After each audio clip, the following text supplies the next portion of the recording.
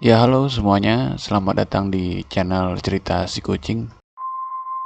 Kali ini gue ada cerita tentang ngopi di Bukit Angker. Jadi kisah ini diangkat dari kisah nyata ya. Ya oke langsung aja. Hai kenalin, gue Dasep asal Ciamis, Jawa Barat. Sekarang gue udah punya pekerjaan, sementara kejadian itu terjadi waktu gue masih kelas 3 SMP. Kejadian ini menimpa om gue, sebut aja Mr. B. Om gue ini punya perawakan yang mudah diingat orang, rambut dia gondrong dan mukanya garang. Waktu itu malam Jumat, om gue mau berangkat ke rumah temennya. Ya sebut aja Om Adun. Di salah satu bukit di desa gue, sebut aja Bukit Cidawung. Jarak dari rumah om gue ke Bukit Cidawung ya lumayan jauh. Makanya om gue berangkat pas waktu belum terlalu malam, yaitu sekitaran jam 7-an lah, pakai motor kesayangannya dia. Posisi rumah Om Adun ada di ujung seberang bukit. Jadi om gue ini harus ngelewatin itu bukit buat sampai ke rumahnya Om Adun. Ngelewatin jalan yang sepi.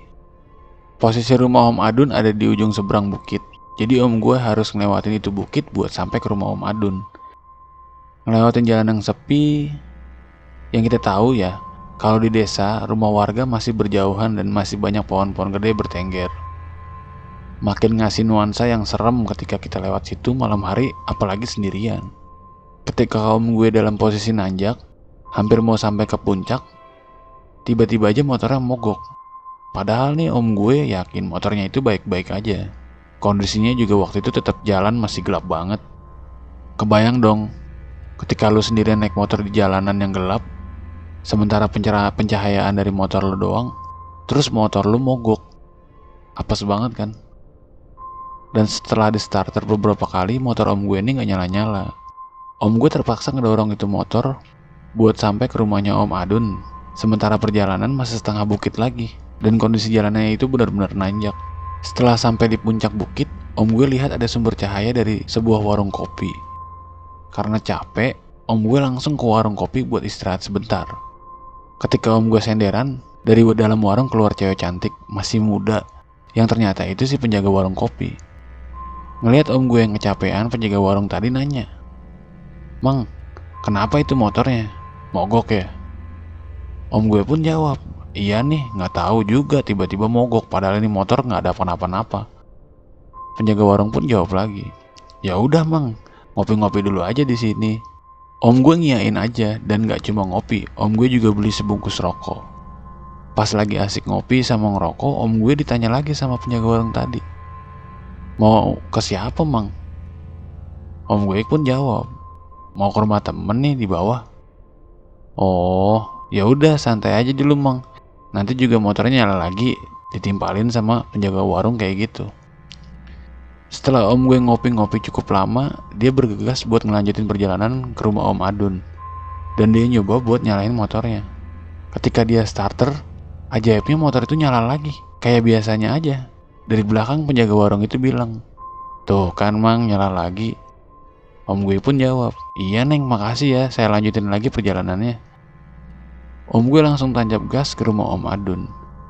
Singkat cerita, sampailah om gue ini di rumah temennya itu. Di sana ternyata Om Adun udah nungguin dan dia ngerasa kesel. Dan dia pun bilang, "Bro, lu dari mana sih? Ini udah jam 1-an. Dari rumah lu ke rumah gue biasanya cuma setengah jam." Om gue pun jawab, "Iya nih sorry bro, tadi di jalan motornya mogok." Om Adun pun jawab lagi, "Mogok kenapa? Terus mogok di mana?" "Itu mogok di tanjakan. Untung pas di atas tanjakan ada warung. Gue istirahat aja dulu di sono. Capek bro dorong motor di tanjakan," kata om gue. Om Adun pun kaget, bukan main. Di situ dia bilang, dari mana ada warung di atas? Gue yang orang sini yang sering lewat jalan sini aja nggak pernah lihat ada warung di atas. Terus di atas tuh cuma ada lampu satu, itu juga lampunya udah mati seminggu yang lalu." Om gue pun jawab, "Ah yang bener loh, ini gue beli rokok dari warung itu." Tambah heran lagi dong Om Adun. Dan dia pun bilang, "Bro percaya sama gue, di atas itu nggak ada warung. Coba deh, ntar lu pas pulang lu cek lagi tuh warung ada apa enggak. Soalnya setahu gue di atas itu cuma ada banyak pohon gede dan gak ada orang di sana. Apalagi malam-malam kayak gini. Ya kali ada warung, ada orang jualan di atas." Om gue dan Om Adun pun lanjut ngebahas hal lain sesuai keperluan om gue pergi ke rumah Om Adun. Jam setengah 12-an, atau tepatnya mungkin jam 12 lewat, om gue bergegas buat pulang. Di tengah jalan dia keingetan sama kata-kata Om Adun, yaitu buat ngecek keberadaan warung yang om gue singgahin tadi. Dan setelah om gue perhatiin sekitar jalan, sejauh mata memandang, di puncak bukit itu gak ada warung sama sekali. Yang ada cuma pepohonan gede yang ngasih nuansa seram. Dan emang bener gak ada penerangan sama sekali. Lampu yang ada di sana pun mati, sesuai yang sama Om Adun ceritain tadi. Tapi anehnya rokok yang om gue beli dari warung tadi masih ada, gak berubah sama sekali kayak di film-film horor. Sambil keheranan om gue lanjut pulang. Di rumah dia cerita sama gue apa yang dia alamin ini, dan dia nunjukin rokok yang dia beli.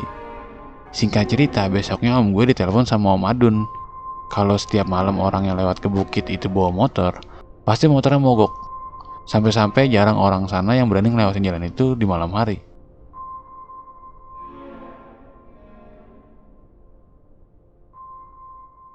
Ya, itu adalah cerita tentang ngopi di Bukit Angker.